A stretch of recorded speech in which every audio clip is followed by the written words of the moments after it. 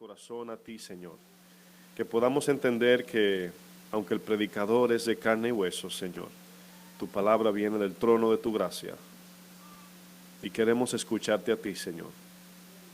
Ayúdanos en este día. Enséñanos tu mensaje. En el nombre de Jesús. Amén. Si me acompañan, por favor, al libro de Isaías 55. Vamos a tener hoy una continuación del mensaje del domingo pasado. El domingo pasado hablamos de la fe que bendice. Y vamos a hablar un poquito más de lo que es la fe. Yo sé que quedan muchas preguntas en el aire. Hoy vamos a hablar bajo el título La fe que mueve montañas. ¿Cómo se llama el título? La fe que mueve montañas. En el nombre de la fe, muchas iglesias y muchos predicadores se han hecho ricos, han engañado a mucha gente, el nombre del Señor ha sido vituperado, etcétera, etcétera. Pero ¿cuál es esa fe que mueve montañas? ¿Cuál es la fe que podemos ver operar? ¿Cuál es esa fe que cuando la aplicamos vemos la mano de Dios moverse? Bueno, yo voy a leer este texto, que va a ser nuestro texto central, y luego al final lo vamos a desarrollar. Isaías 55, 10. Dice, porque como desciende de los cielos la lluvia y la nieve, y no vuelve allá, sino que riega la tierra, y la hace germinar y producir, y da semilla al que siembra, y pan al que come. Dice aquí la palabra, así será mi palabra que sale de mi boca. Es muy importante ese término que el Señor usa. Así será mi palabra, allí especifica que es su palabra, que sale ¿de dónde? De la boca de Dios. Y fíjense lo que dice, no volverá a mí vacía, sino que hará lo que yo quiero y será prosperada en aquello para que la envíe. ¿Alguna vez se ha hecho la pregunta de por qué cuando aplicamos alguna parte de la Biblia en nuestras vidas no pasa nada? Si la palabra dice que oraremos por los enfermos y sanarán, ¿por qué no siempre sanan? Si oramos por los perdidos, ¿por qué no todos se salvan? Si aplicamos cosas bíblicas, ¿por qué no siempre se cumplen? Bueno, antes de contestar esa pregunta, le pido que la mantenga en su mente allí. Vamos a hacernos esta siguiente pregunta. ¿Cuál es el pecado imperdonable en toda la Biblia? En toda la Biblia, Antiguo y Nuevo Testamento. Hay un pecado en la Biblia y un pecado muy, muy peligroso para los creyentes, los predicadores, maestros, que dice la palabra de Dios que no será perdonado en este siglo ni en el venidero. Bueno, muchos a lo mejor memorizan la blasfemia contra el Espíritu Santo, pero en el Antiguo Testamento, ¿verdad? ¿Qué dice? El tercer mandamiento que dice, no tomarás el nombre de Jehová tu Dios, ¿qué dice? En vano, porque no dará por inocente Jehová al que tomare su nombre en vano. Son los mensajes o los textos que vemos donde el Señor dice que no habrá perdón para aquel que tome su nombre en vano. ¿Qué es lo que hace a una persona mentirosa? ¿Qué es lo que hace a alguien ser mentiroso? Y lógicamente es prometer, declarar algo y no cumplirlo. Ahora, ¿cuántas personas en la iglesia, hermanos, maestros, pastores, han dicho, así te dice el Señor? ¿Cuántas personas dicen, Dios me mostró? ¿Cuántas personas evangelizan bajo la promesa, si haces esto, Dios te va a dar esto? ¿Verdad? Y no sucede nada. Mi pregunta es, ¿quién queda como mentiroso? ¿El predicador o Dios? Mayormente Dios. ¿Qué significa usar el nombre de Dios en vano? ¿Acaso significa decir, ay Dios mío? ¿Es eso lo que significa? ¿Verdad? Gran poder de Dios, Dios mío, ¿verdad? Cuídalo. Una exclamación usando el nombre de Dios. ¿Acaso el mandamiento dice que al decir Dios mío, ¿verdad? O cuando alguien dice algo, algún chiste, ¿verdad? Dice, ay Dios mío, ¿verdad? ¿Es eso lo que quiere decir la palabra usar su nombre en vano? Muchas veces no consideramos de que el nombre del Señor no es una palabra nada más, es una persona. Si usted dice, ¿verdad? Vengo en el nombre del presidente, ¿verdad? Este país se mueve. Cada vez que usted viene en nombre de alguien, quien le da el valor al nombre es la persona, no el nombre a la persona. ¿Sí me entendieron? La persona le da el valor al nombre. Muchos piensan que cuando abren un negocio, piensan que al darle un nombre maravilloso, el negocio va a prosperar. Y sí, puede tener una estrategia allí de mercadotecnia, pero lo que hace prosperar el negocio es el sistema, la honestidad y cómo se maneja el negocio. Por ejemplo, si usted no conocería el nombre de Pepsi, y yo le preguntaría, ¿qué significa Pepsi? ¿Qué usted me diría? Es un nombre que no parece ni en español, ¿verdad? Ni en inglés tampoco. Coca-Cola, ¿verdad? ¿Qué significa eso? Pero la razón por qué usted sabe que ese nombre tiene un significado es por el nombre que ha creado la Coca-Cola o la Pepsi. ¿Sí me doy a entender? Entonces, el nombre del Señor tiene una reputación, tiene una fama. Y Dios, voy a decir esto con respeto, tiene más en el mundo mala fama que buena fama. Y no es por su culpa, es por culpa de la iglesia, de nosotros los creyentes. ¿Qué usted cree que pasa cuando un creyente llega a un lugar y dice, yo soy cristiano? Muchos piensan que va a tener algún privilegio por decir eso, o que alguien lo va a tratar mejor por ser cristiano. Pero no nos damos cuenta que al decir, soy cristiano, en ese momento estoy diciendo, vengo en el nombre del Señor. Y a la persona que le decimos, soy cristiano, está esperando que usted haga algo. Si usted está allí en el nombre del Señor, lógicamente, vemos que tenemos que tener cuidado cuando decimos vengo en el nombre del Señor. ¿Sí están conmigo? Entonces, cada vez que usted dice Dios le bendiga, es un saludo que lo hacen para identificarse, ¿verdad? Llegué yo. No siempre cuando alguien llega diciendo Dios te bendiga, significa que vino de parte de Dios. ¿Sí están conmigo? Pero muchos lo dicen para identificarse, ¿verdad? Dice, ay, tú eres cristiano, ay, yo también, hermano, y hacen su grupito allí. Entonces, ¿no sería mejor que nos identificaran por nuestras obras y digan, tú eres cristiano por lo que ven, no por lo que decimos? Porque una vez nosotros venimos en el nombre del Señor, inmediatamente el mundo abre los ojos a ti.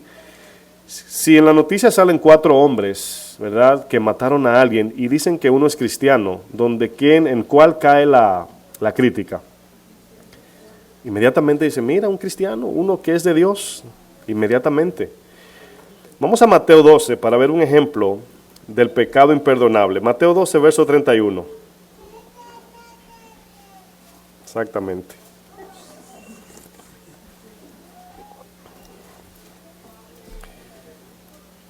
Mateo 12, verso 31.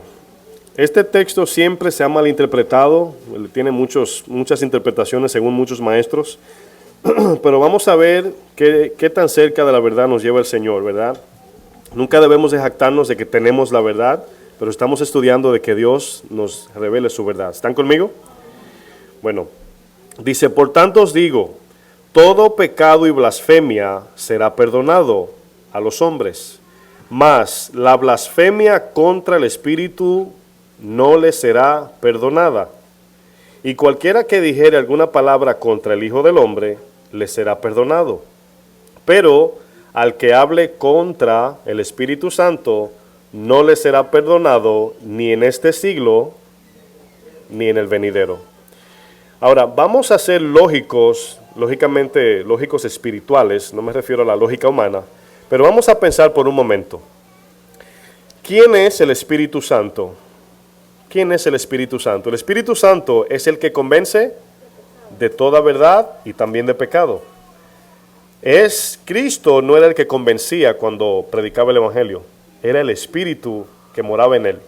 Cuando usted y yo predicamos el Evangelio, ¿verdad?, y alguien recibe al Señor, y usted quizás duró 1 hora hablándole, quizás estudió bien la palabra, nunca debemos decir, es que yo me preparo. Sí hay que prepararse, pero no depende de tu preparación la salvación de nadie. Es un medio, una herramienta que Dios usa para comunicarse con los demás. Eso es el evangelismo. Pero quien convence de toda verdad y pecado es el Espíritu Santo. Ahora le voy a hacer una pregunta. Si nosotros le decimos que no al que entra en nuestros corazones, ¿qué más queda? Hay uno predicando por ahí. ¿Qué más queda? Nada. Ya no hay manera de nosotros convencer a nadie. Por eso Jesús decía, déjalos, ¿verdad? Porque el Espíritu iba directo al problema y el problema era evidenciado por el Espíritu, pero externamente decían, no creo, ¿verdad? Entonces, aquí la palabra blasfemia que aparece en este texto es la palabra difamar, calumniar, injuriar o maldecir. ¿Saben por qué muchos hoy blasfeman a Dios? Por causa del buen testimonio de la iglesia, o del mal testimonio en este caso. Muchos dicen que no creen en Dios porque no ven evidencias en nosotros. Muchos dicen que no creen en el poder de Dios porque no ven la luz en nosotros. Y yo siempre he tenido problemas, con esto no lo estoy exigiendo, pero yo he tenido batallas con esto, de que nosotros debemos de ser totalmente opuestos al mundo. Y ser opuesto no es vestirse diferente, no es sentarse diferente, no es cosas externas. Es interno aquí la diferencia, es cómo operamos, cómo somos, cómo nos comportamos, cómo servimos. Y cuando el mundo no ve en nosotros la gloria de Dios, no la va a ver en más nadie. La iglesia es el único medio, la única embajada para ir al cielo. ¿Sí sabían eso? Usted y yo somos los responsables de la salvación del mundo. ¿Sabe que cuando el Señor dijo, vosotros sois la sal de la tierra, lo que quiso decir es que nosotros preservamos al mundo? Por causa de nosotros el mundo sigue vivo. Y es algo que a nosotros debe ponernos a temblar, ¿verdad? Ahora, no es su responsabilidad la respuesta del mundo, pero sí lo que usted refleja en el mundo, sí. Somos luz del mundo, debemos ser, debo usar esa palabra. Entonces, yo sé que el tema es de la fe, pero estoy entrando en una introducción que nos va a llevar al tema de la fe que mueve montañas. Vamos a Deuteronomio 18 para ver otro ejemplo.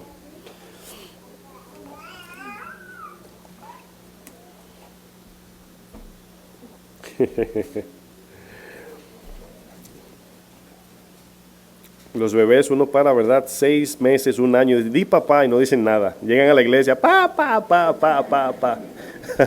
No, aquí no, aquí no. Y te mira así el bebé como quien dice, ¿y dónde? Ay, gloria a Dios. Deuteronomio 18, verso 20. 1 año allí, ¿verdad? Di papá y el día que lo dice le dicen que no diga nada. Miren, en este texto que vamos a leer, yo quiero leer este texto para que vean la severidad con lo que Dios trata a los profetas. Ahora, los predicadores del Evangelio son profetas hoy. Son los que traen el mensaje de parte de Dios. Ahora la palabra, la Biblia, es inspirada por Dios. La palabra profeta en el Antiguo Testamento significa inspirado. Quiere decir, hermanos, que cada palabra que un profeta decía, vengo en el nombre del Señor, hasta el punto del profeta cuando lo decía, era Dios. Ahora, fíjense cómo Dios trataba con esto. Dice el verso 20, Deuteronomio 18, ¿están ahí? Dice, el profeta que tuviere la presunción de hablar palabra en mi nombre, ahí está la palabra nombre, dice, a quien yo no le haya mandado hablar, o que hablare en nombre de dioses ajenos, ¿qué dice? El tal profeta morirá irremisiblemente. Fíjense lo que dice luego el 21. Y si dijeres en tu corazón, porque aquí está la pregunta, entonces Señor, ¿cómo sabemos que eres tú? Fíjense lo que dice, es muy importante esta parte. ¿Cómo conoceremos la palabra que Jehová no ha hablado? O sea, ¿cómo discernimos eso? Ahora, ¿qué dijo Jesús que vamos a conocer? ¿Cómo lo conoceremos? Por el fruto. O sea, lo que Jesús quiso decir es, por la evidencia de lo que Él dice que pasa, yo creo que lo que Él dice es verdad. Si nosotros decimos que somos cristianos y no llevamos fruto, ¿qué dice el texto? Bueno, dice que no somos cristianos, porque la evidencia es lo que dice lo que somos, no lo que yo digo que soy. Fíjense lo que dice, ¿cómo conoceremos la palabra que Jehová no ha hablado? Luego dice, si el profeta hablara en mi nombre, quiero que lean conmigo, y no se cumpliere lo que dijo, ni aconteciere, es palabra que Jehová no ha hablado. Ahora, ¿ven lo importante de ver la evidencia, el fruto de lo que oímos? Hoy muchos predicadores hablan y prometen cosas y la gente se lo traga, se lo come, lo escucha porque viene con una promesa terrenal. ¿verdad? ¿Y a quién no le ofrecen pan, verdad? Que, ¿cómo dice el dicho? Que llore, ¿verdad? Bueno, aquí el texto dice claramente que si no se cumple la promesa del profeta, Dios no habló. Ahora voy a hacer esta pregunta que me imagino que aquí tiene que haber por lo menos el 50% que pasó por esto. ¿A cuántos le profetizaron una empresa, un profeta en una iglesia? Levante su mano bueno, la hermana, 1, 2, bueno, 3, nada más, ¿ok? ¿A quiénes le dijeron por medio de profecías, viene algo grande para tu vida? ¿A cuántos le dijeron, aquello que Satanás te quitó, Dios te lo va a devolver? Un buen grupito, ¿verdad? Y yo puedo seguir la lista de profecías. Ahora, esos profetas, ¿cuándo ese profeta lo tomó aparte y le expuso su pecado? Nadie. ¿Saben por qué? Porque era un profeta falso. Y yo no digo que dentro de esas profecías haya verdad, no lo quiero condenar a todos. Pero los profetas cuando venían en el nombre del Señor, mis hermanos, venían porque el sacerdote no hacía su trabajo. Y tenían que mandar, como quien dice, mándale el manager o mándale el jefe de región. Porque cada lugar tenía, bueno, allí tenían su sacerdote donde iban a sacrificar y a purificarse en el templo. Pero cuando el profeta venía, que lo veían de lejos, ¿sabe lo que pasaba? Comenzaba el corazón allí como la tambora, como una batería. Dice, viene el profeta, ¿qué pasó? Así, inmediatamente, ¿qué pasó? No vemos en la Biblia en ningún lugar donde el profeta venía. Era el sacerdote que traía la bendición en el sentido de la palabra. El rey daba bendición, el profeta venía a confrontar. Porque era un mensajero directamente de Dios a hablar con el pueblo. Los que conocen el profeta Isaías, allí hay dolor. Jeremías, no se le convirtió ni uno. Ezequiel le dijo el Señor, se te van a poner duros, pero tú háblales. Los profetas menores, a Oseas le dijo, cásate con una prostituta. Claro, era una analogía de casarse con la iglesia que engañó a Dios. O sea, cuando vemos los profetas, yo no veo en ningún lado que dice, así te dice el Señor, viene bendición. La única promesa que aparecía, ¿saben cuál era? El Espíritu Santo. La gloria postrera, creo que en Ageo lo dice, es mayor que la primera, hablaba del Espíritu Santo. Era la mayor bendición que esperaba el pueblo de Dios. Bueno, ¿por qué estoy utilizando estos términos para introducción? Porque cuando el mundo, nosotros profesamos algo y no pasa nada, ¿usted cree que el mundo creerá? No, van a poner a Dios de mentiroso. Van a decir, ¿qué Dios? Si es tu Dios, como le dijeron a Jesús, dile a tu Dios que te baje de la cruz. Claro, ese no era el propósito. Pero fíjate cómo el mundo nos desafía a veces. ¿Y por qué si Dios es tu Dios? ¿Por qué esto? ¿Por qué lo otro? Y preguntan. Vamos al libro de Hechos para ver otro ejemplo. Libro de Hechos 19. La gente siempre va a exigir evidencia. Siempre lo va a exigir, porque la gente es incrédula. ¿Sí entienden eso? ¿Sabe por qué a Jesús se le acercaron la multitud? Por los milagros. Los milagros eran el medio para que vinieran a Él y escucharan el mensaje. Pero hoy vivimos en la época donde los milagros son más importantes que el mensaje. Y por eso no vemos milagros. O sea, no es que no lo haya. Yo oigo milagros a cada rato. Nosotros pertenecemos, los pastores, a una lista en WhatsApp que allí se ponen las oraciones de cada iglesia. Cuando usted tiene una petición, inmediatamente decimos, pastores, hay una necesidad en esta iglesia y oramos todos por ella. Pero ahí vemos también cuando los pastores dicen, pastores, el Señor lo contestó. Y vemos al Señor haciendo milagros. El problema es que no hay milagros así como abrir el mar en dos, porque eso es almático. Lo único que eso hace es que te emociona, no te cambia. Ningún milagro cambia el corazón. La palabra de Dios cambia el corazón. ¿Sí entienden? Entonces, cuando usted ve un milagro, créanme hermanos, los fariseos le dijeron, muéstranos señales, milagros, para que te creamos. Y el Señor le dijo, una generación adúltera demanda señal. ¿Sabe por qué le decía adúltera? Porque le estaban diciendo, primero enséñame para creerte, porque no confiamos en tu palabra. Si pedimos milagro primero para creer es porque no confiamos en lo que Dios dice. Pero una vez dada la palabra, debe suceder algo. Miren lo que pasó en Hechos 19, verso 13. Dice, pero algunos de los judíos, exorcistas ambulantes, intentaron invocar el nombre del Señor. Es importante allí la palabra nombre. Ahora, quiero hacer una pausita allí. No sé si ya hemos podido entender que no funciona así, pero hemos vivido en los tiempos donde antes pensábamos que decir, en el nombre de Jesús te demando, o sea, pensábamos que algo iba a pasar. solamente por decir en el nombre de Jesús. Incluso en las iglesias que yo he visto que quieren sacar demonios, le dicen a la persona, di Jesús, di su nombre. O sea, los demonios al mencionar el nombre de Jesús, no, eso no tiene nada.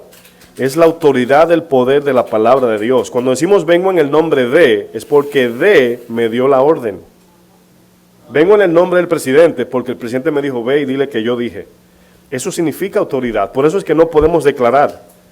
Nosotros declaramos en el nombre de Jesús, pero porque Él nos mandó a declarar.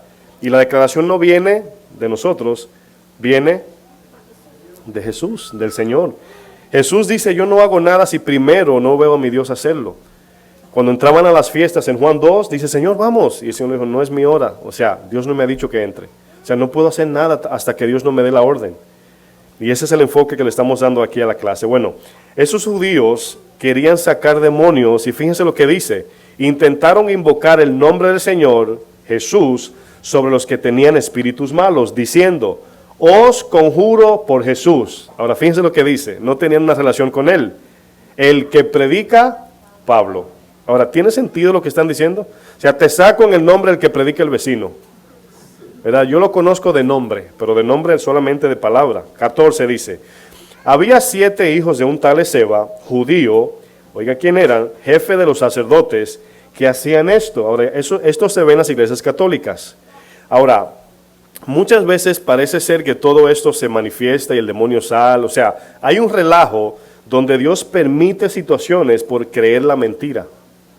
Y eso lo vemos en Ezequiel 14. El Señor dice, permitiré que se cumpla por el ídolo de su corazón. Solamente por eso. Verso 15 dice, pero respondiendo el espíritu malo, dijo, a Jesús conozco y sé quién es Pablo. Ahora quiero explicar lo que significa allí. No es que los demonios habían oído de Pablo por nombre, sino sabían la autoridad que operaba en Jesús y en Pablo. Porque los demonios conocen a todos. Andan en los aires, conocen a todos. Entonces aquí vemos que cuando ellos dicen conocemos a Jesús y conocemos a Pablo, fíjense lo que dice, pero vosotros, ¿quiénes sois? ¿Verdad? Le están preguntando de esta forma, ¿en el nombre de quién vienen? ¿Quién los mandó? Y fíjense lo que dice el 16, y el hombre en quien estaba el espíritu malo, saltando sobre ellos y dominándolos, pudo más que ellos, de tal manera que huyeron de aquella casa desnudos y heridos. Ahora, ¿cuántas personas quieren jactarse de sacar demonios, etcétera? Yo lo veo en la iglesia como un tipo de arrogancia. A veces veía yo esos movimientos, ¿verdad?, de sacar un demonio, inmediatamente venía uno y decía, no, déjenmelo a mí, como quien dice, ¿verdad?, yo sí lo saco. Y no hay esa humildad de que oramos y si Dios quiere lo saca y si no, lo que pasa es que queremos llevarnos ese trofeo para que digan, no, ese hombre saca demonios. No, Dios saca demonios. Jesucristo dijo algo que tenía mucho sentido y es una verdad, o la verdad. Dice, ¿quién puede atar al hombre fuerte? ¿Quién puede sacar al hombre fuerte si primero no le ata? Ahora, ¿quién de los que estamos aquí podemos pelear de tú a tú con un demonio? Ni lo vemos. Nos abofetea y ni lo vemos. Pero por la autoridad de la palabra, el espíritu de poder hace las obras de Dios en nosotros. ¿Sí están de acuerdo hasta ahí? Verso 17. Y esto fue notorio a todos los que habitaban en Éfeso, así judíos como griegos. Y tuvieron, ¿qué dice? Tuvieron temor ellos. Y fíjense lo que dice luego. Y era magnificado el nombre del Señor Jesús. Ahora, ¿por qué se magnificaba o se glorificaba el nombre del Señor? Porque vieron el poder de Dios obrar por medio de Jesús y de Pablo. Entonces aquí vemos que cualquiera no puede venir en el nombre del Señor. Y aquí no es un asunto de quién es más o quién es menos, sino quién tiene una relación con Dios. ¿Se acuerdan cuando el hombre le dijo a los discípulos, saquen el demonio de mi hijo? Y luego llega Jesús y dicen ellos, Señor, ¿por qué no pudimos? El Señor le dice, este género no sale si no es con ayuno y oración. Y lo que le estaba diciendo el Señor allí no era que fueran primero a ayunar y orar 2 horas, sino más bien a aquellos que se abstienen de los deseos de la carne y del mundo y viven en una relación conmigo constante. Ayuno allí es ayuno de lo que la carne pide y oración es constante con Dios, una comunión. Por lo tal, aquel que tiene una relación con Dios, esta autoridad o este poder opera en él. Por eso es que la iglesia está seca hoy, porque a la iglesia no le interesa tener una relación con Dios, y cuando viene un problema, tenemos que llamar al hermano o a la hermana que Dios lo usa. ¿Sí están de acuerdo, verdad? Llama a fulana o a fulano que Dios lo usa. O sea, ¿por qué Dios no nos puede usar? Porque no tenemos una relación con Dios. Y a veces no nos interesa. Bueno, los demonios sí sabían, mis hermanos, quién eran Jesús, también ellos. Pero la razón por qué no operó en ellos es porque ellos no eran enviados por Dios. No habían aceptado a Jesús como su Salvador. Bueno, hay veces, mis amados, que cuando le pedimos algo a Dios y hemos reducido la oración a Señor, si tú quieres, porque es como con dudas. Por si no se cumple, no me pongan a mí que no tengo fe. Pero la palabra dice que debemos de orar conforme a su voluntad. Pero si no contesta, ¿qué hacemos? Confiar. Dios tiene algo mucho mayor que lo que estamos pidiendo. La palabra de poder tiene que originarse en la fuente de poder. ¿Sí están conmigo? O sea, si yo doy una palabra que tiene poder, no viene de mí. Viene de Dios, otorgada por Él para un fin de su gloria. Quiero que vayamos a otro ejemplo, a Mateo 16. Vamos a ver otro ejemplo. Mateo 16. Por eso es que hoy en día, hermanos, el nombre del Señor ha menguado tanto su nombre en las iglesias. Porque las iglesias están hoy abarrotadas de gente buscando bendición terrenal. Y yo estoy seguro que Dios nos puede bendecir de manera terrenal. Yo estoy seguro, pero si es su plan, si está en su propósito, ¿verdad? Y como nos enfocamos tanto en lo material, lamentablemente no tenemos una relación con Dios. Y cuando viene el problema de verdad, ¿a quién acudimos? A Dios no es, porque si no tenemos una relación, no va a contestar. Fíjense lo que dice Mateo 16, verso 15. Aquí vamos a ver la autoridad del creyente. Ese texto es muy mal interpretado, pero vamos a ver lo que dice. Verso 15 dice, Él les dijo, ¿y vosotros quién decís que yo soy? Ya saben el contexto de que el Señor le venía preguntando, ¿quién dice la gente que yo soy? Ahora, Jesús aquí caracteriza dos grupos. ¿Qué dice el mundo que yo soy? Vamos a decirle a la iglesia. Bueno, dicen que tú eres esto, que profeta, que lo otro. Pero ¿qué dice la iglesia? ¿Quién es el Señor? Nuestro concepto de quién es Él se identifica y se evidencia en nuestra vida.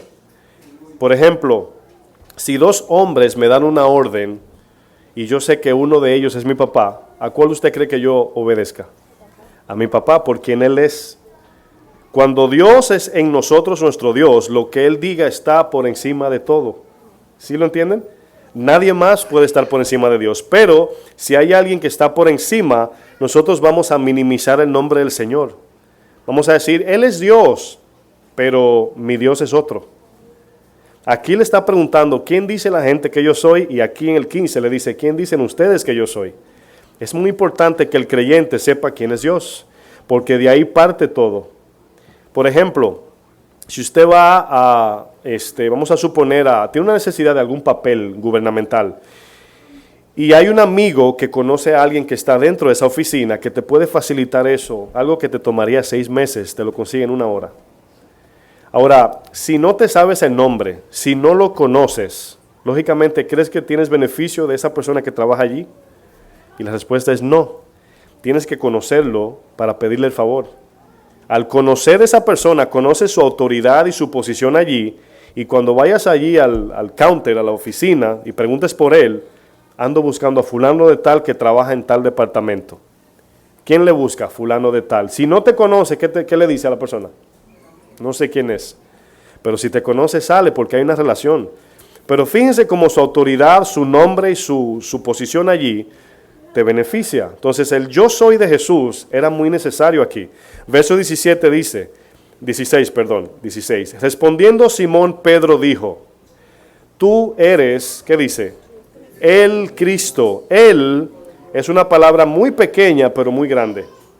Pequeña porque son 2 letras, pero Él es el cumplimiento de la promesa del Antiguo Testamento. Tú eres el que había de venir. Tú eres el prometido. Tú eres el Mesías, el Cristo. Ahora, la promesa consistía en que Dios creador entraría en una virgen y se aparecería en el mundo como un hombre, así como usted y yo. Esa era la promesa, ¿se imaginan? Lo que pasa es que el hombre no se imaginaba que era así. Pensaba que Dios iba a descender con corona y todos sus ángeles y iba a acabar con todos los reinos y nada más los judíos iban a tener parte. Esa era la mentalidad del Antiguo Testamento. Pero aquí vemos que cuando ellos dicen, tú eres el Cristo, el Hijo del Dios viviente, le están diciendo, tú eres Dios encarnado. Y fíjense lo que dice ahora el 17. Entonces les respondió Jesús. Quiero que noten, así como voy leyendo, de que Pedro tuvo esta revelación porque provino de Dios. Ya entienden por qué digo que la fe que viene de Dios. Si Dios no lo pone, no puedo creer. Fíjense lo que dice. Bienaventurado eres Simón, y les recuerda que es un hijo de un hombre de carne y hueso, le dice hijo de Jonás, porque no te lo reveló, ¿qué dice? Carne ni sangre. En otras palabras, no fuiste tú de sabio o de inteligente o capaz que pudiste discernir que yo era Dios. Fíjense lo que dice luego, sino mi Padre que está en los cielos te lo reveló. Ahora, ¿sí entienden ahora que es Dios que pone en nosotros la palabra de poder, y nosotros cuando accedemos a ella o nos sometemos a ella, porque ahí está la obediencia, y quiero explicar un poco esto. ¿Cómo es que obedecemos a lo que Dios pone en mi corazón?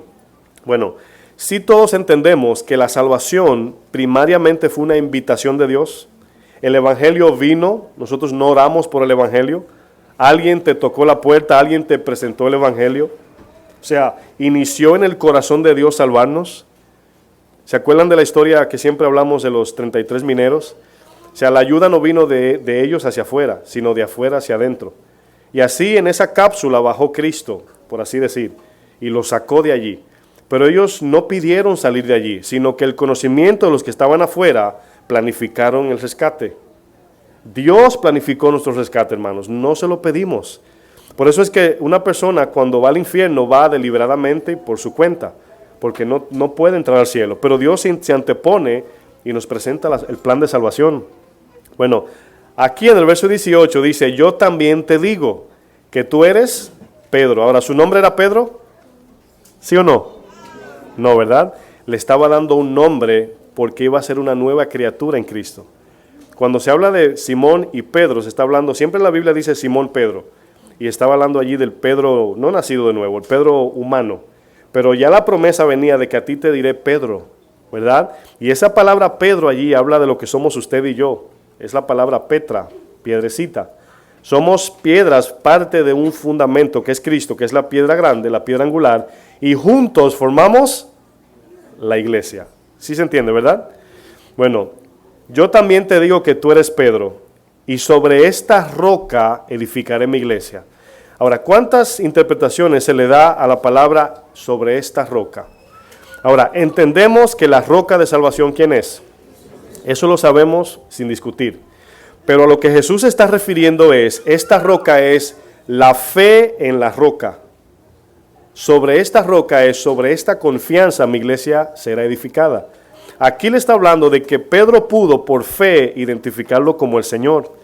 Y cuando dice sobre esta roca, sí es Cristo, no quiero que saquen a Cristo, sino se está refiriendo aquí es en la fe únicamente en Jesús. Y sobre esta fe la iglesia crece. Cuando creemos en Cristo, la fe en la roca edifica la iglesia.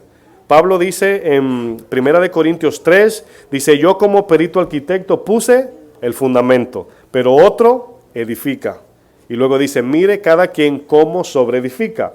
Edificar en madera, heno, hojarasca, es edificar en la carne, es hacer cosas que parecen de la iglesia. Pero edificar en oro, plata y piedras preciosas es edificar en fe, haciendo lo que Dios nos dice que hagamos para la iglesia conforme a su rema y no lo que nosotros creemos que es mejor para la iglesia. Por eso es que hay iglesias que crecen y otras no, porque una es dirigida y guiada por Dios y otra no. Esta puede ser aparentemente rica, porque puede ser una mega iglesia rica en dinero y muy famosa. Laodicea era una iglesia muy famosa y muy grande. Esmirna, una iglesia muy pequeña y pobre en los ojos de los hombres. Y el Señor le dice, tú dices que eres pobre y yo te digo que eres rica. A Laodicea le dice, tú dices que eres rica, pero yo te digo que eres pobre. Entonces, la dimensión espiritual tenemos que verla por la palabra para saber qué es riqueza. Riqueza no es una iglesia grande con mucha gente. Riqueza es cuando usted y yo, al recibir la palabra, somos transformados cada día y podemos perdonar, Amar y dar la vida por causa de Cristo. Eso significa riqueza, porque esa es la que nos lleva al cielo. ¿Están conmigo? Dice, sobre esta roca edificaré mi iglesia. Y luego dice, y si permanecemos en esta fe en Cristo, dice, las puertas del Hades no prevalecerá contra ella. O sea, la iglesia no morirá, sino que tendrá vida. Y fíjense lo que dice el 19. Dice, y a ti, ¿a quién es a ti? Ahora, espiritualmente no es a Pedro.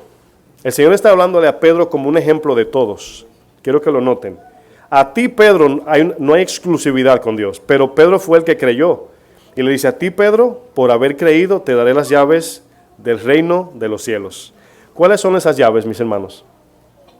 Aquí es donde está el punto. ¿Cómo? La autoridad del Espíritu Santo y la palabra.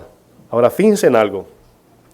Una llave, si pensamos por un momento en una llave, no abre todas las puertas. Esta llave abre el reino de los cielos. Pero fíjense que la llave, ¿verdad? Tenemos que saber, ser guiados para saber cuál es la puerta. ¿Quién es la puerta, mis hermanos? Cristo. Entonces, si yo tomo la llave, vamos a pensar que la llave física es la Biblia. Pero ¿cómo usar esa llave? ¿Con qué lo hacemos? Con el Espíritu Santo. El rema es la llave, el logos. ¿Cómo usar la llave, cuándo y con quién? Es el rema. De eso vamos a estar enfatizando, de logos y rema un poquito más. Logos es la llave física, pero si no la usamos, ¿qué pasa? No pasa nada. Pero si somos guiados por Dios y usamos esa autoridad guiada por Dios, abre puertas. A la iglesia de los Filadelfia le dijo, yo he abierto una puerta que ninguno puede cerrar. ¿Saben lo que significa esa puerta? La puerta de salvación. Quiere decir que había un poder en esa iglesia que cuando la gente venía se salvaba. Por el mensaje, por la autoridad de Dios allí. A ti te daré las llaves del reino de los cielos, y todo lo que atares en la tierra será atado en los cielos. ¿Qué quiere decir? Armonía, acuerdo. Lo que Dios diga en el cielo, yo también lo digo, pero aquí es inverso. Lo que yo diga aquí es hecho en el cielo, o dado, vamos a decirlo así, al yo vivir en fe en Cristo, obedezco lo que Dios me dice por su guianza, y Dios lo avala. Pero acuérdense, no es lo que yo quiero en mi corazón personal. Es conforme a lo que dice la palabra, conforme a su plan divino. Miren, se lo voy a decir bien fácil para no confundir, porque esa palabra atar, ya saben muchos que es un enredo. Si el dueño de la Coca-Cola me llama por teléfono, ¿verdad? O McDonald's, vamos a pensar, para usar otro ejemplo, y me dice, mira, te entrego una de las franquicias, aquí está la llave, tú eres responsable. Ahora, ¿esa franquicia de quién es? De él. Ahora, yo tengo que manejar esa franquicia bajo las órdenes de el dueño. Yo no puedo un día decir, ¿sabes qué? Voy a pintar la M de McDonald's azul y voy a hacer lo que yo creo aquí. No puedo. Pero yo tengo la autoridad de dar órdenes. Pero mis órdenes dadas tienen que ir conforme al dueño. Entonces, todo lo que la autoridad mía es ejercida bajo la autoridad que me fue dada. Yo no puedo hacer nada sin consultarlo con el dueño. La iglesia es esa franquicia, vamos a decir. Y cuando tomamos decisiones en la iglesia, debe ser porque Dios dio una orden. Y si queremos o tenemos algún sentir, yo creo que debe hacerse eso. ¿Qué debemos hacer? Orar a ver si Dios quiere o está en su plan. Entonces notamos que ahora la fe es confiar en lo que Dios dice. El que se le entregó la franquicia de McDonald's debe de confiar en el dueño de la franquicia. Ahora, ¿cuál es la gloria allí? El dinero. El dinero la gente va a pagar cada vez que compra una hamburguesa. ¿Sí entienden? Pero el dinero ¿de quién es? ¿A quién hay que entregárselo? Al dueño. Y de ese dinero, esa es la gloria espiritualmente hablando, hay que entregársela a Dios. Eso es lo que recibimos de la gente, la gloria de Dios y se la entregamos a Él. Pero de ese dinero, de esa gloria, nosotros somos bendecidos. Porque mientras más prospera la franquicia, más prospera el empleado. ¿Están conmigo? Mientras más Dios es glorificado, más prospera la iglesia. Entonces aquí la llave de la autoridad es el Espíritu Santo y la palabra funcionando en el creyente. ¿Están conmigo hasta ahí, verdad? Dice, y todo lo que desatares en la tierra, yo también te digo que sí. O sea, yo también avalo eso. Será desatado en los cielos. Y fíjense lo que dice. Entonces mandó a sus discípulos que a nadie dijesen que Él era el Cristo. ¿Se ha preguntado por qué usted leyendo este texto? porque el Evangelio es una invitación que nace en el corazón de Dios. Nadie puede venir de su iniciativa a buscar a Dios.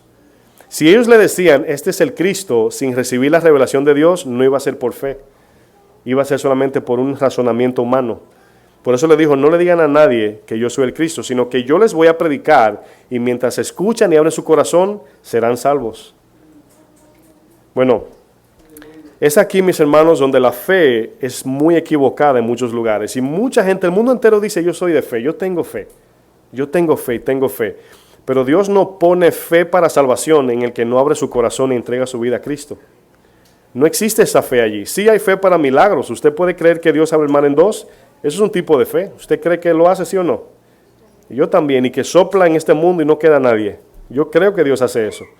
Pero la fe que produce vida, la fe que produce poder, la fe que mueve montañas, es aquella que es dada por Dios. Es la que viene del trono de Dios. Bueno, la pregunta aquí es entonces, ¿cuál es esa fe que mueve montañas? Es la que todos queremos tener, ¿sí o no? Bueno, le voy a hacer una pregunta. ¿Cuál es la orden, volviendo al ejemplo del McDonald's, cuál es la orden que el manager allí da que no se cumple? Un momento para que lo piense. ¿Cuál es la orden que él da que no se cumple allí? Es lógicamente la que el dueño no le otorgó. Él no puede dar una orden de su propia iniciativa. Tiene que manejarse bajo los estatutos de su regla. Nosotros tenemos la palabra. No, yo como pastor, yo no puedo hacer lo que yo quiera. ¿Sí me doy a entender? Yo quisiera cambiar cosas, pero yo no escribí la Biblia. O sea, yo no puedo, yo tengo que hacer lo que dice la palabra, porque eso es lo que Dios dice para la iglesia. En el momento que yo le quito, le agrego, ya estoy mandando yo, y van a cambiar el manager. ¿Sí me entienden? Segunda de Timoteo 3:16, acompáñenme allí para que vean un ejemplo. Vamos a ver la diferencia ahora, dentro de esta enseñanza, lo que es la diferencia de logos y rema, para que vean lo importante. Segunda de Timoteo 3:16. En este texto que vamos a leer, vamos a ver lo que hace el logos, lo que hace la escritura. ¿Y cuántos reconocen lo que es un manual? ¿Cuántos saben lo que es un manual? Todos, ¿verdad? Es aquel que usted abre de último después que arma la televisión, ¿verdad? Eso es un manual, para que lo entiendan si son hispanos. El hispano arma la televisión y luego dice, faltó algo, igual manual. Y el manual no es dado para eso, sino para leerlo, para hacerlo ordenadamente, ¿verdad? ¿Cuántos odian a IKEA? A mí me encanta, a mí me gusta IKEA, pero ahí viene todo, ¿verdad? ¿Y dónde va eso, verdad? Y se parecen estos dos tornillos. No, no son iguales. Y ahí está la familia entera, ¿verdad? Bueno, ese manual de IKEA, vamos a usar, usted dando promoción aquí hoy. Ese manual de IKEA es solamente un manual que te dice cómo armar allí el gavetero, la cama, ¿verdad? La mesita, lo que sea.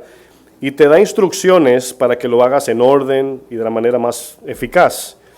Pero el uso de esa mesa no se necesita el manual para eso, sino que le damos el uso particular en cada hogar. Bueno, el logos, la palabra logos griega, que significa también el vocablo palabra, cuando usted busca palabra en el diccionario sale logos y rema. Pero logos es solamente la instrucción. Por ejemplo, cuando nosotros estudiamos algo o vamos a la escuela, nos dan instrucciones para cuando tengamos un trabajo lo pongamos en obra. Eso solamente es la diferencia. Hay 4 cosas que aparecen en ese texto. Dice, toda la escritura, yo lo voy a decir así, es el aliento de Dios. Es inspirada por Dios. Y luego dice, y es útil para, hay 4 cosas. Número 1, enseñar. Número 2, redarguir. Número 3, corregir. Número 4, instruir. Ahora, esa palabra que usted ve allí es cuando usted y yo abrimos la Biblia y estudiamos el mensaje de Dios para aprender, para conocer a Dios, para andar rectos, para la aplicación luego. Pero la palabra, lo que es la Biblia, es solamente la Biblia, o sea, es el libro de Dios, la Escritura. Pero necesitamos a alguien que nos dé la orden para aplicar aquello. ¿Cómo se llama ese? El Espíritu Santo. Ese es el rema. Entonces yo voy a leer otro texto, Mateo 4:4, para que vean lo que dice Jesús. Acompáñenme ahí que es fácil llegar. Mateo 4:4.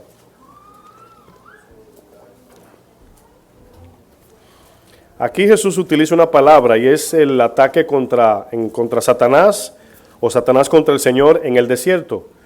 Ahora, en este texto quiero que noten que Satanás utiliza la Biblia con Jesús. ¿Sí se acuerdan? Le dice, porque escrito está. Y Jesús le dice, también escrito está. Entonces, allí vemos que la guerra entre Satanás y el Señor, o Satanás contra el Señor, era que Satanás quería que el Señor se saliera del propósito.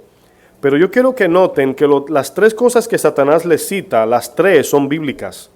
Le dijo, convierte las piedras en pan. ¿El Señor hace milagros, sí o no? Era una media verdad, porque no era el momento de hacer eso. Luego le dice, súbete al pináculo y tírate y los ángeles te van a aguantar. ¿Era bíblico, sí o no? Le citó el Salmo 91. A la tercera le dice, todo este reino te daré si te postras a mí. Ahora, sí era verdad que Jesús iba a ser rey, pero no por medio de Satanás, sino por medio del sacrificio en la cruz. Entonces, en el verso 4, solamente voy a leer ese, dice, Él respondió y dijo, aquí Jesús, escrito está, no solo de pan vivirá el hombre, aquí es pan físico, sino de toda, ¿qué dice? Y aquí ese vocablo, ese término palabra, no es logos, es rema. Y yo quiero que usted mire el texto por un momento, dice, no solamente de pan vivirá el hombre. Entonces, dice Jesús que nosotros viviremos de toda palabra que sale de la boca de Dios. Aquí lo que quiere decir el texto es que nuestra vida, nuestra fe se fundamenta es en la guianza del Espíritu. No es solamente en hacer lo que dice la Biblia, lo voy a explicar en un momento para no confundirlos. Los 10 mandamientos son nuestra vida práctica. Esa es la vida práctica del cristiano. No hay que orar para eso, o sea, para cumplir eso. Sí hay que orar, pero no hay que pedir, Señor, ¿hago esto o no? ¿Sí me doy a entender? Hay que perdonar, no hay que codiciar, hay que amar a Dios sobre todo. El gran mandamiento es nuestra vida práctica. Pero la aplicación de, por ejemplo, ofrendarle $1,000 a alguien, estoy hablando ya fuera de la iglesia, ¿verdad? Dios te puso en el corazón que le dé $1,000 a alguien. ¿Qué necesitas allí, la Biblia o el Espíritu Santo? ¿Sí me entienden? ¿O al pastor? Sí, porque hoy el pastor te guía también, ¿verdad? Traigan los de 1,000. Pero sabemos que es el Espíritu. Sí están conmigo, ¿verdad? Señor, me quiero casar, me quiero mudar, quiero comprar esto, quiero ir allí, quiero viajar. ¿A quién le preguntamos? ¿A la Biblia? No, el llamado ministerial. ¿A quién le preguntamos? El rema de Dios. Es Dios quien pone en nosotros el querer como el hacer. Ahora, cada día necesitamos tomar decisiones específicas, ¿sí o no? Claro. Entonces, quiere decir que necesitamos el Espíritu todos los días, no los domingos nada más. Bueno, rema, eso es lo que significa, que la palabra que sale de Dios, la orden dada, cuando la cumplimos, algo sucede. Ahora, yo sé que usted se está dando cuenta porque muchas de las peticiones y cosas que hacemos no vemos que pasa nada. Porque Dios tiene un plan específico en cada situación y es la guianza de Él. Dios no va a mostrar su poder en lo que Él no dijo. ¿Están ahí, hasta ahí conmigo? Vamos a usar un ejemplo de un soldado. Imagínense un soldado que va a la milicia, ¿verdad? El soldado, lo primero que hace, una vez lo reclutan, ¿qué es lo primero que hace? Entrenar, disciplinarse, ¿verdad? ¿Están conmigo hasta ahí? Entrenar, disciplinarse. Comienza a practicar, a tirar tiros, a tirar las granadas, cómo se manejan los explosivos. Llega al punto de conocer su enemigo, pero necesita algo para ir a la guerra. Una orden directa de su superior. Ese es el rema. Él conoce cómo se manejan, es francotirador, para ponerlo así. Pero él no puede salir a tirar tiros por ahí solo. Él necesita una orden directa de su superior. Cuando usted y yo estudiamos la Biblia, no podemos salir, no, la palabra dice que caerá oro del cielo, ¿verdad? Y comienzan a inventar. No dice eso la Biblia y tampoco el Espíritu nos mandó a hacer eso. Y cuando el Espíritu habla, esa es la otra parte, cuando Dios habla, debe ser bajo el fundamento de la Biblia. Ninguno trabajan separados. Miren, cuando yo estudiaba esto, siempre trato de ver algunos videos para ver puntos de vista de pastores y abrir mi mente un poquito. A lo mejor me estoy perdiendo de algo en el estudio. Y cuando usted pone rema en YouTube, mayormente son los movimientos, ¿verdad?, de la prosperidad, de movimientos almáticos. Porque la palabra rema suena muy bonito y a pantalla. Y la mayoría le dan el término de esta forma. Ellos dicen que el rema es más importante que el logos. Eso de estar estudiando la Biblia, eso es de niños. Yo ando en el rema de Dios, porque Dios me capacita con su poder. Ahora, fíjense lo que están diciendo. Que la Biblia hay que leerla, pero no es tan bueno así como el rema. El rema es ya una gente madura. Ahora, fíjense la aberración. Es una herejía eso. Echar la palabra a un lado. Ahora, Si ellos están operando bajo el rema sin la Biblia, ¿quién los está guiando? Satanás. Satanás conoce la palabra de Dios y te la hace ver como si fuera bíblico. Entonces, cuando Jesús les refutó aquí en Mateo 4, tomó de Deuteronomio para hablar en el rema, porque él dijo, el rema de Dios es lo que da vida. ¿Sí lo entendieron? Entonces, si no conocemos la Biblia, cuando viene una orden, acuérdense hermanos, tenemos 4 oídos, por así decir. La carne, el mundo, Satanás y Dios.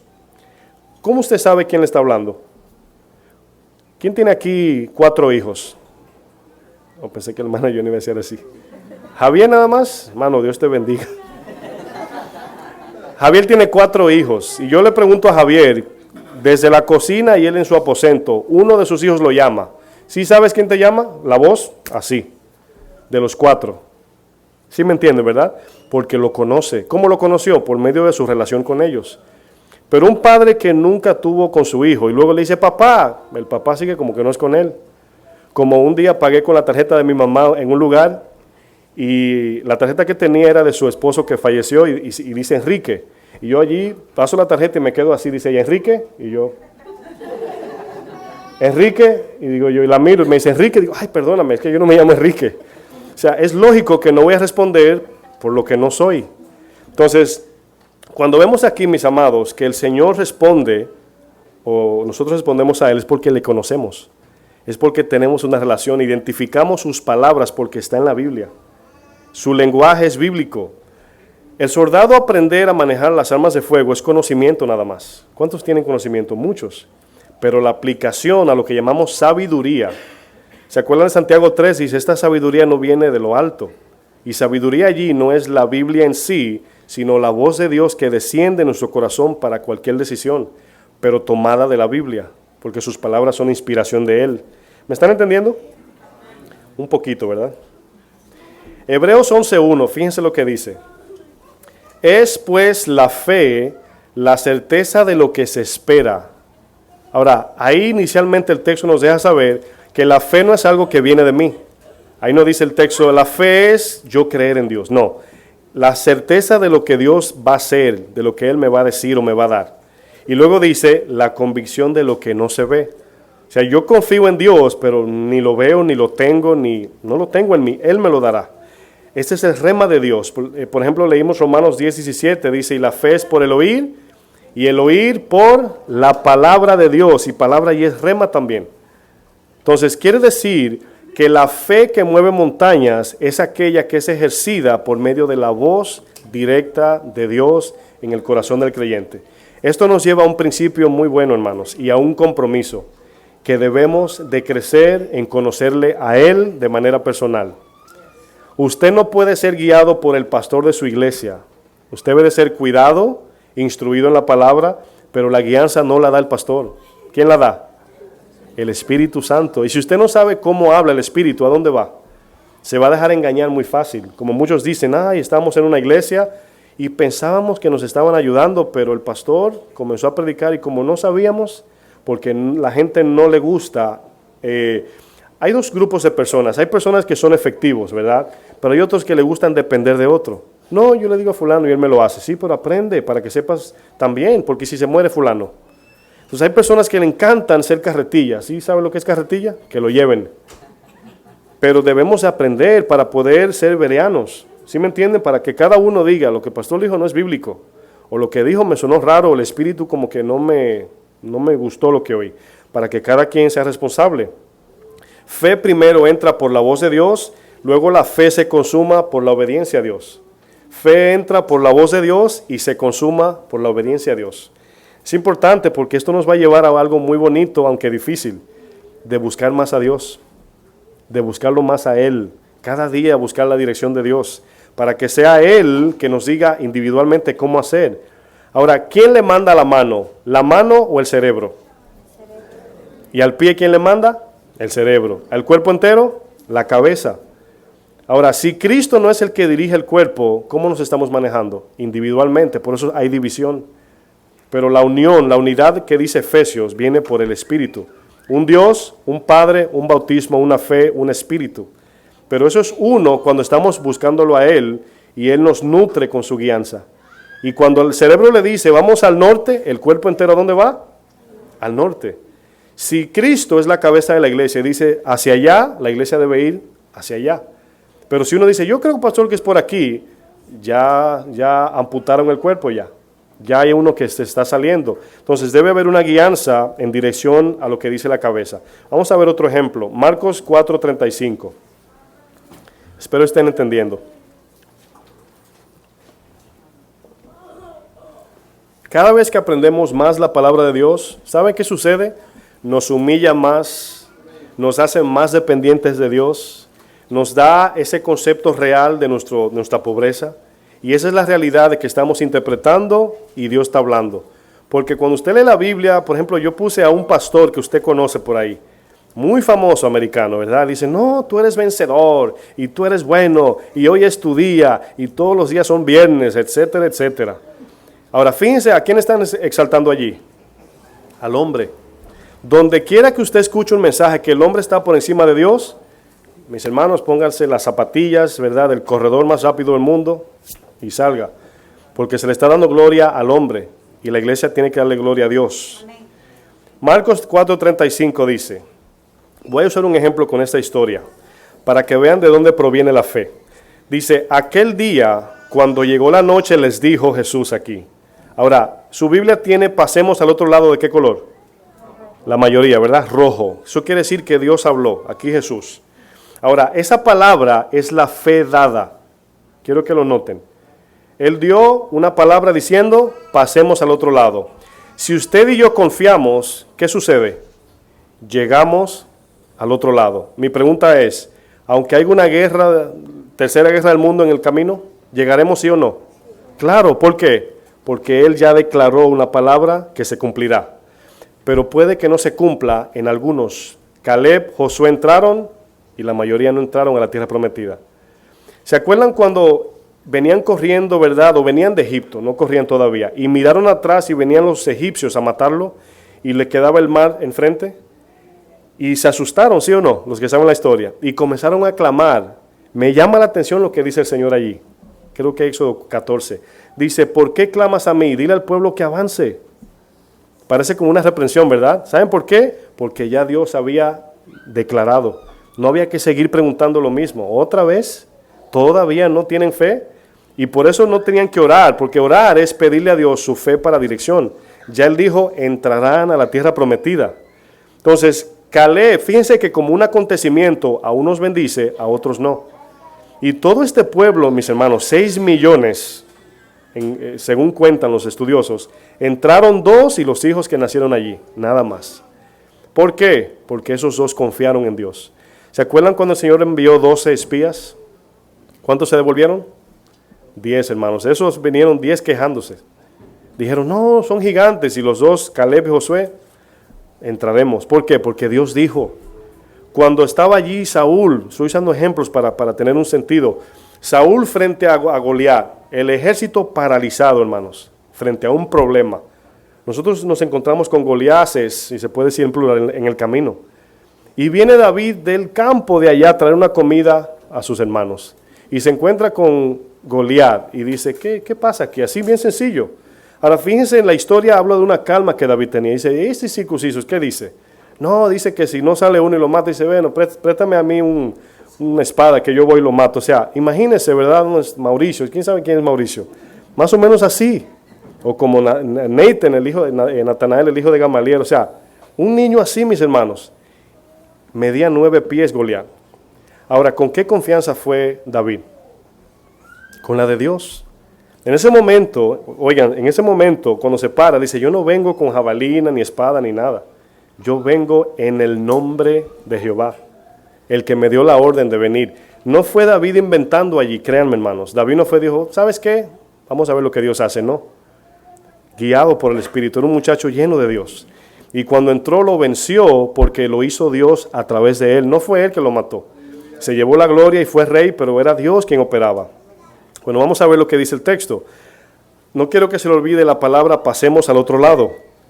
36 dice, y despidiendo a la multitud le tomaron como estaba en la barca, y había también en él otras barcas, Pero se levantó una gran tempestad de viento. ¿Quién sopló ese viento?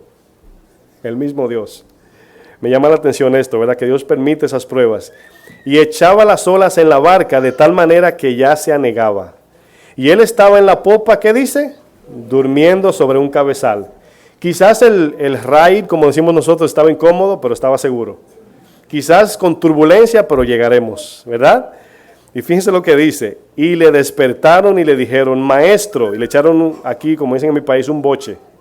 O sea, le llamaron la atención, los reprendieron. ¿No tienes cuidado que perecemos? ¿A quién le acuerda esto? ¿Le acuerdan de Marta? ¿No te da cuidado, verdad? ¿No te importa que nos muramos aquí? Oigan lo que dice, ¿no tienes cuidado que perecemos? Levantándose, reprendió al viento y dijo al mar, calla, enmudece. Y cesó el viento. Yo creo que usted se imagine la escena.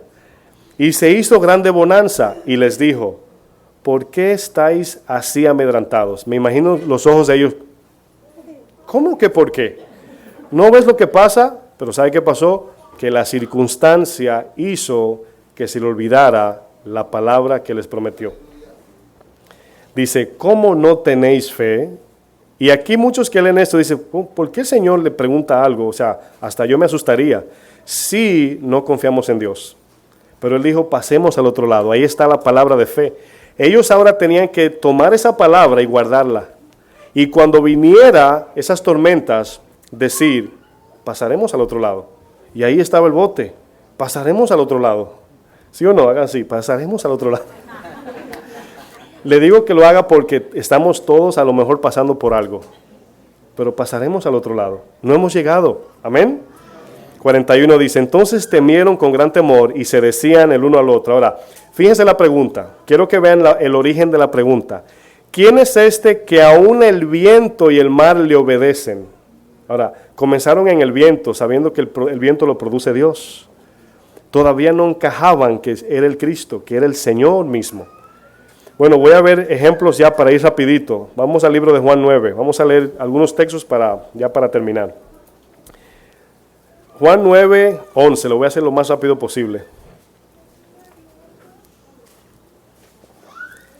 Juan 9, 11. Aquí la historia del ciego, el que nació ciego, dice, voy a ir leyendo. Respondió él y dijo, aquel hombre que se llamaba Jesús hizo lodo, me untó los ojos y luego dice, y me dijo.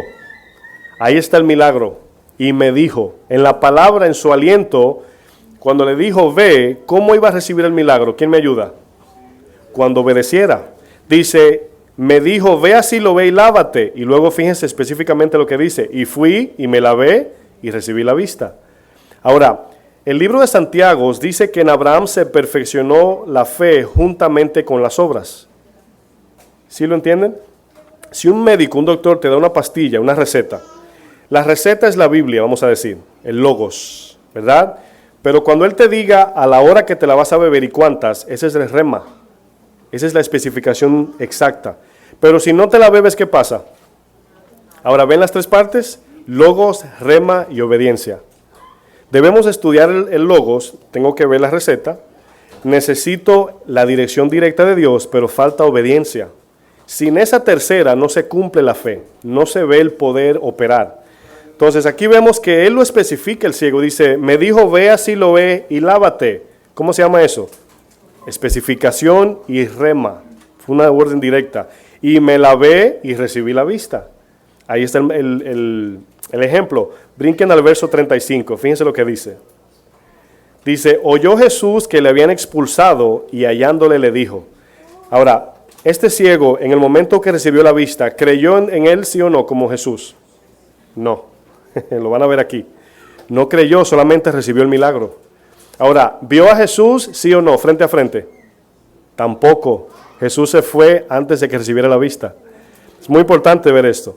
Y fíjense el 35. Oyó Jesús que le había expulsado y hallándole le dijo, ¿crees tú en el Hijo de Dios? Respondió él y le dijo, ¿quién es, Señor, para que crea en él? Le dijo Jesús, pues le has visto, y el que habla contigo, él es, que se puede también decir, yo soy. Yo soy, y él le dijo, creo, Señor, y le adoró. ¿Esa adoración de dónde vino? Del mismo poder de Dios, el cual recibió la fe cuando Cristo le declaró quién era. ¿Por qué le adoró? porque produjo la fe en él, la adoración. Vamos ahora al capítulo 4, para ir avanzando.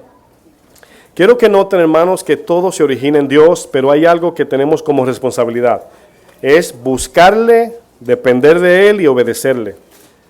Porque si no, no hay sinergia, no hay conjunto aquí para que obre el poder de Dios. Juan 4:25, aquí la mujer samaritana. Le dijo la mujer, sé que ha de venir el Mesías llamado el Cristo. Cuando Él venga, ahora, ¿a quién tiene enfrente? Tiene al Mesías. Mi pregunta es la siguiente, ¿por qué no lo puede ver? Porque Dios tiene que declarárselo. Dice, cuando Él venga ¿qué dice? Declarará todas las cosas. Ahora, la palabra declaración es unida a esa palabra rema, la cual el Señor también cuando creó el mundo dijo, hágase. Y dijo Dios, hágase. La declaración, al corazón estar abierto, producirá, ¿qué produce? Fe. ¿Sí están ahí? Dice, cuando Él venga nos declarará todas las cosas. Jesús le dijo, ¿qué le dijo? Yo soy el que habla contigo. Ahora, esta mujer en ese momento creyó. ¿Y qué hubo allí? Notan que cuando esto pasa no hay palabras, lo que hay es evidencia. El ciego adoró. La mujer samaritana corrió. O sea, no dijo, Señor, ahora sí creo, sino que fueron y evidenciaron. 18:3 de Juan. Capítulo 18, verso 3. Juan 18, verso 3. Dice, Judas, pues tomando una compañía de soldados y alguaciles de los principales sacerdotes y de los fariseos, fue allí con linternas y antorchas y con armas. Pero Jesús, sabiendo todas las cosas que le habían de sobrevenir, se adelantó y les dijo. Ahora, ¿de dónde fue la iniciativa? De Dios. ¿A quién buscáis? Les respondieron, a Jesús Nazareno. Jesús le dijo, yo soy. ¿Está de qué color? Rojo, ¿verdad? En algunas Biblias. Dice, y estaban también con ellos Judas, el que le entregaba. Y fíjense lo que dice el 6. Cuando les dijo yo soy, ¿qué pasó? Retrocedieron y cayeron en tierra. Ahora, allí obró diferente el poder de Dios. ¿Por qué? ¿Por qué no produjo fe? Porque el cofre estaba cerrado. La palabra viene para juicio o para salvación. Romanos 11:22 dice, mirad la bondad y severidad de Dios. Por eso es que Isaías dice que cuando Dios envía su palabra, algo sucede, o juicio o salvación. ¿Cuál quiere usted? Salvación. Cerramos con Isaías 55, verso 10. Ahí concluimos. El logos, mis amados, es muy importante tenerlo como depósito, pero el rema es la espera en la guianza directa del Señor. Lo más difícil no es estudiar la Biblia, lo más difícil es esperar y someternos a Dios. Estudiar aún maravilla, porque el conocimiento maravilla, pero tener ese depósito, si han visto, por ejemplo, películas épicas de, por ejemplo, caballos así de frente casi al pelear, y hay un capitán allí, ¿verdad?, que le dice, aguanten, tranquilo, y ya están todos los soldados allí, esperando para pelear, ir a guerra. ¿Sí han visto películas así? Y a veces este ejército sabe que lo va a devorar, pero allí está el capitán. En inglés yo siempre veo la palabra steady, que quiere decir no se muevan. Y allí están los caballos botando humo y todo el mundo ya, pero no pueden moverse. Y son arqueros expertos, son soldados de experiencia, pero tienen que esperar una orden. Cuando tenemos el conocimiento de Dios, queremos hacer y hacer, predicar, enseñar, formar grupos, etc. Pero hay que esperar en Dios. Si Dios dice que sí, lo hacemos. Si dice que no, y si no dice nada, esperamos. Verso 10 dice, porque como desciende de los cielos la lluvia y la nieve, y no vuelve allá, sino que riega la tierra y la hace germinar y producir, y da semilla al que siembra y pan al que come. Aquí el autor está asumiendo que la tierra es fértil. ¿Se acuerdan de la parábola del sembrador? Entonces aquí está asumiendo que la tierra, si la tierra es fértil, la palabra se va a cumplir. Ahora, cumplir quiero decir aquí en nosotros. Y luego fíjense lo que dice el 11. Así será mi palabra que sale de mi boca no volverá a mí vacía, sino que hará lo que yo quiero y será prosperada en aquello para que la envíe. Cuando usted no ve el poder de Dios operando en nuestras vidas, en la iglesia, o evidencias de sal o luz, no es culpa de Dios. ¿Sí lo entienden? No es culpa de Dios. El mal testimonio que Dios se lleva, las blasfemias y los que le llaman mentiroso a Dios o no creen en Dios, es porque la iglesia no anda bajo la obediencia directa del rema, sino inventando con el logos, haciendo planes con el logos. Ahí la Biblia dice eso, vamos a hacer eso. Ensanchen, ¿verdad? Dice el Antiguo Testamento. Y comienzan a inventar los profetas porque lo dice la Biblia. La pregunta es, lo que dice la Biblia, si Dios no lo dice, no es bíblico. Lo voy a dejar con esa tarea. Si lo que dice la Biblia no lo dice Dios, no es bíblico. Acuérdense que la Biblia la puede levantar un ateo y la lee y puede decir lo que dice la Biblia. Pero si no lo dice Dios, no es bíblico. Cierren sus ojos, por favor.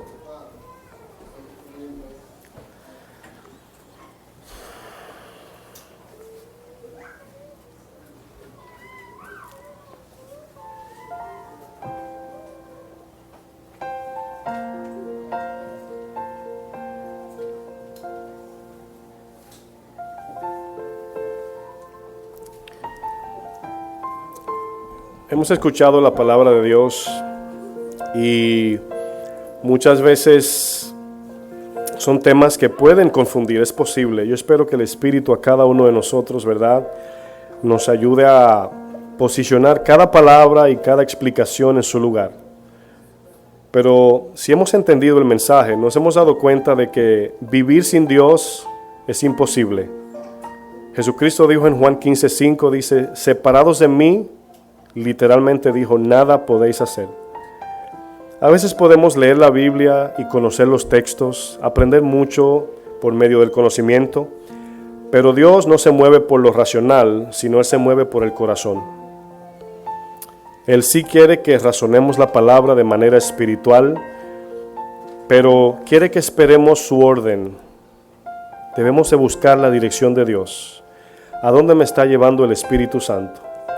¿En qué momento debo responder al Espíritu Santo? ¿Cómo debo responder? ¿Con quién? Son direcciones específicas. Al nosotros vivir de manera práctica los 10 mandamientos que Jesús los resumió a 2, amar a Dios sobre todo, y ese amor a Dios sobre todo produce en mí amor al prójimo. Pero ese amor por mi prójimo ahora me conlleva a depender del Espíritu para que Dios me diga qué hacer en cada situación. Yo conozco una hermana que una vez me dijo, el Señor me mostró que mi hija se la va a llevar en 2 semanas y que va a morir a las 3:15 de la tarde. Eso fue un rema de Dios directo para ella. Ella preparó su ataúd, preparó el funeral y eran las 3:14 y 57 segundos y la hermana cerró los ojos y le dijo, Señor, te la entrego. Eso se llama relación. En ese momento se cumplieron las 3:15 y la joven murió. Tenía alrededor de 18 a 21 años, no recuerdo. Esta mujer que profetizó eso fue la que me habló a mí y me profetizó del pastorado por primera vez. Y ella murió también. Cuando ella murió, nos extrañó mucho porque era una mujer, era un ángel. Ella llegó a venir a esta iglesia una vez a visitarnos. Algunos la conocen, Edwin la conoce, mi esposa y un grupito de personas la conocen, se llamaba Alicia. Y cuando pregunté qué le pasó, dice que nada, se murió. Y los que la conocían me dijeron, no, ella estaba tranquila, incluso ella dijo que el Señor se la iba a llevar. Y murió en paz. A eso le llamamos el rema de Dios, cuando Dios habla. Yo sé que muchos de nosotros quizás no tenemos esa relación todavía. Quizás hemos estado en iglesias donde no nos han enseñado esto. Pero ya lo sabemos. Y es responsabilidad de nosotros cada día buscar esa intimidad con nuestro Padre y reconocer esa voz que nos habla a través del Espíritu. Amantísimo Dios, yo te pido por medio de tu gracia y misericordia, Señor. Primeramente te pedimos perdón si hemos hecho cosas dirigidas por sentimientos o razonamientos humanos. Pero yo te pido, Señor, que de ahora en adelante cada uno de nosotros busquemos esa dirección personal, para que cuando estemos unidos y alguien tome alguna decisión, así sabremos si eres tú o es el hombre. Ayúdanos cada día, Señor, a identificarte como nuestro Padre y depender de esa voz que Jesús le llamó el pan de vida, el rema, la voz y la palabra que sale de tu boca. Te damos gracias por entender esto, porque así podemos entender de que no tenemos que tener relación con el libro, sino con aquel que escribió el libro. Queremos estar contigo, Padre. Ayúdanos, Señor, en el nombre de Jesús. Que el Señor les bendiga, mis hermanos.